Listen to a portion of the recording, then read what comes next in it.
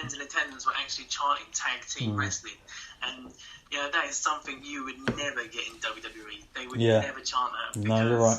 the tag team division in WWE is just it's near on non-existent. They don't really try and invest any time in that. So the fact that if you like that kind of thing, AEW looks like they are going to invest in that. I mean, they only have the two big. There's only two big teams right now, but the intent is there. It's been shown. And how can you have the Young Bucks signed and not want to put a decent tag team division in? Anyone they wrestle is just going to be elevated as well. So it's a great place to build on tag teams in that place.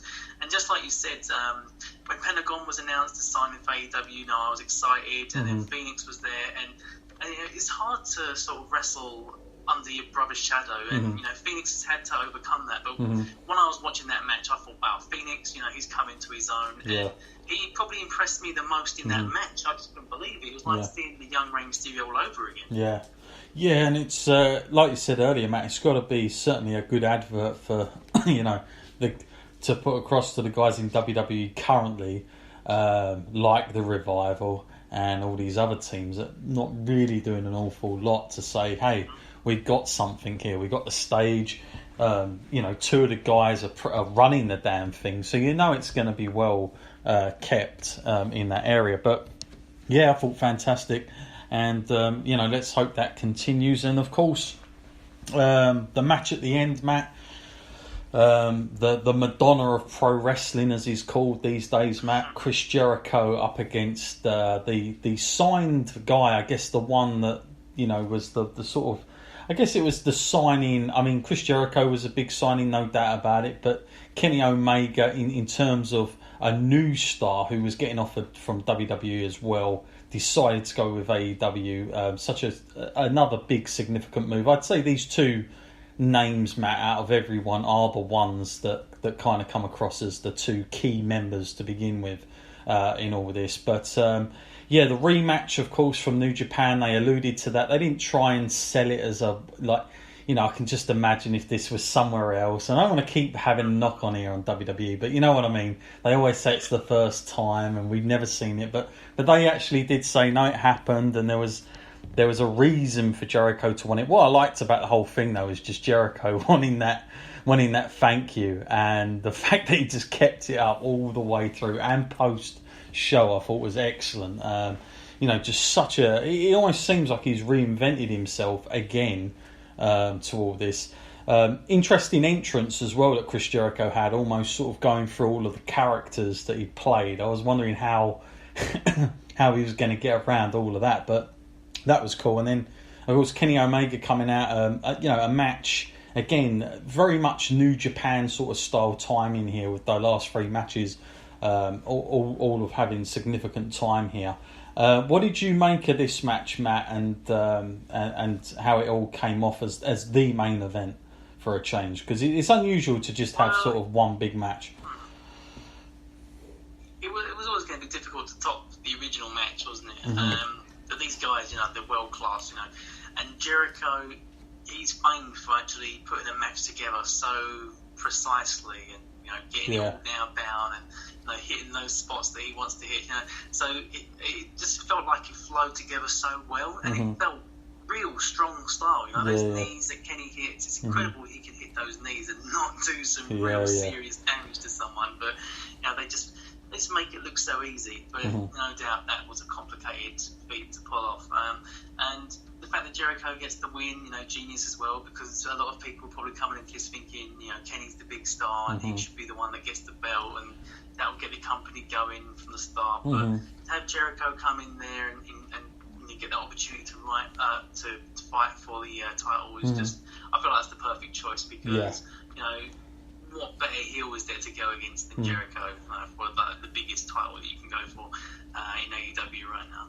Yeah, I would say that, we had such a positive reaction to this show that the only thing we kept getting questions about was why did they go with Jericho and not the big guy they just signed. But it makes perfect sense because, with the way it all played out at the end anyway. But Chris Jericho, you've got to remember, in terms of mainstream, he's, believe it or not, he's still going to be more known than Kenny Omega right now. But to independent wrestling fans, we all know who Kenny Omega is, but to the average, general fan out there of wrestling, they're not going to just know him yet. So it makes perfect sense that Chris Jericho will go up and face for the title against Adam Page. And it puts Adam Page on the map as well. That's the great thing about it. So for me, I thought it was the right decision. It was a bit of a sort of daunting task for Kenny Omega because I felt like he took most of the bumps in that match. And then, of course, it was an unfavourable ending for him as well. So I think it was like a night where he didn't get quite the sort of reward perhaps for anything. But I'm sure that'll pay off down the line.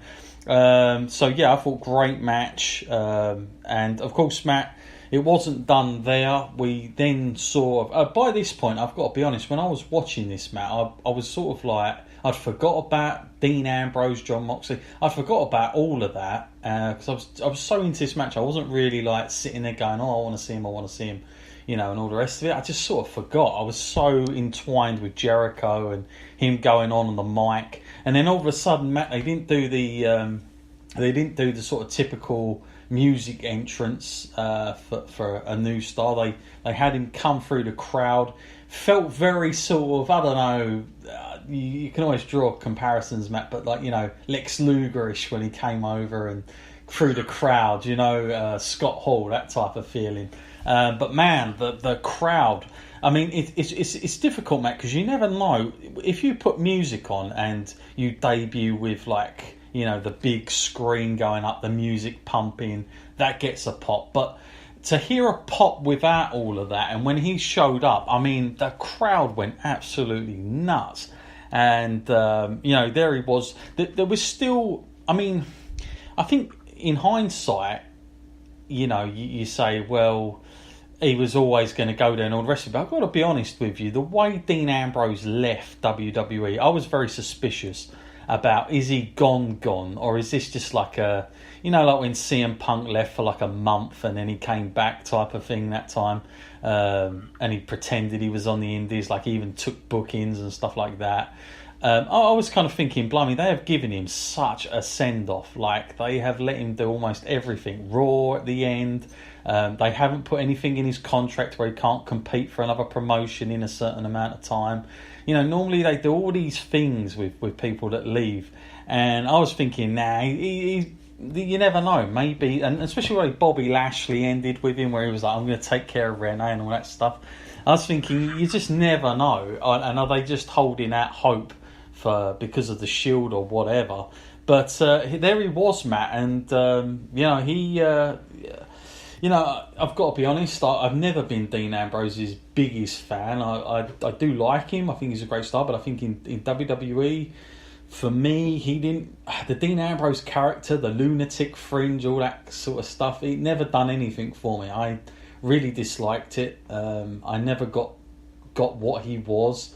I liked him a lot more in the Shield when he was like kind of a bit edgier out of the three of them. I thought he was going to be the one that would sort of turn, but since then I've just never really gotten into him. I think his music was a bit too much like Seth Rollins. I just think he got the bad deal of the three. But here we are, Matt, and he's almost, it looks like I mean, especially after what he said now, Matt, he wanted to get away a long time ago, and seems like he's reinvented himself. And what did you make of this, Matt? Because we talked about statements earlier. It was a statement, as Booker T would say, but this one, probably more than the Cody Rhodes business. I mean, this certainly, if you were WWE and you saw this at the end of that great show, you must have been thinking, hang on a minute, these guys might be a bit serious here. What did you make of that, Matt, and how he came out and first impressions? It's an incredible thing to see, isn't it? It's the biggest sort of changeover, like from one promotion to another, that we've seen in many, many years now. I mean, the no TNA thing was a thing for a while, and we'd get wrestlers leave WWE to go there and get a title, but it always felt like they only went there because they weren't progressing in WWE. But Dean, he kind of had the option in WWE. He had the titles, he had the heavyweight title and all that. It wasn't too bad for him. It's a real leap of faith to go to a new company like AEW and try and make it a thing and try and further your career by going there. So he's definitely brave going there. And if anything, out of the 3 Shield members, that sets him apart totally because he has that gutsiness about him, and he's willing to take risks. So I commend the guy for that. I feel like in the AEW, he's probably going to find himself a lot better than he did in WWE. He's really probably going to have a lot more creative control over his character. And from what we've seen before his WWE career, it was definitely more edgy, wasn't he? Definitely more violent. Yeah. That's something that he can explore more in that, and I feel the fans will dig it. Yeah, I thought it was an excellent debut. Great first impressions of him. He looked like a star. I've not seen him look like a star in WWE, if I'm totally honest with you. But then again, I wasn't his biggest fan, so I might come across a little bit biased. But I never saw him as, even when he won the championship, because you've got to remember he did win it. But even then, I just didn't buy him as credible. I always thought they were going to go with someone else after. Like, I just never see it working. And like I say, that whole he's a lunatic and he's wearing T-shirts with lunatic on it. I mean, it got stupid.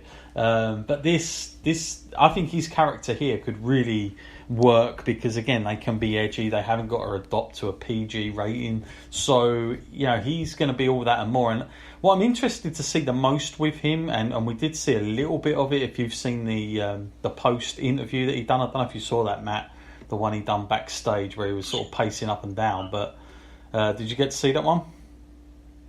Yeah. I mean, I was pumped for this. Couldn't get enough of it at this point. And again, it's going to be interesting to see how he, talks and delivers lines without being sort of so scripted. Is it going to? And it just sounded so much better. And I've got to be honest with you.